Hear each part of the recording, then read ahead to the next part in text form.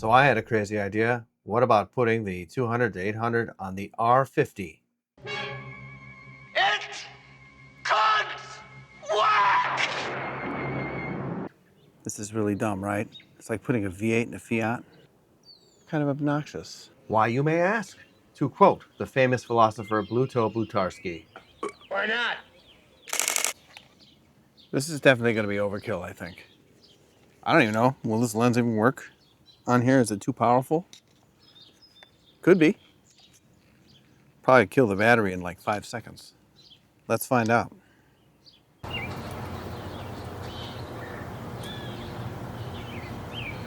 Oh, this is so small. I can barely grip it. Since I was using a maximum lens on a minimal camera, I thought I would push it to its limits. I changed to manual mode, kept it in f8 or f9, electronic shutter mode, and 8,000th of a second for shutter speed. That is that's pretty good. This is silly.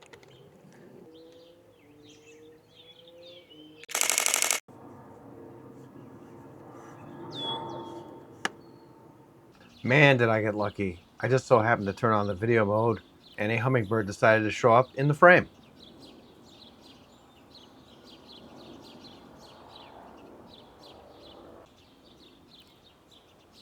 I could tell even in camera that this would yield some pretty good results.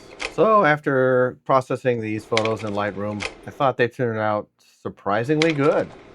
You know, there's some noise in the background on some of them, but for the most part, these are exceptional.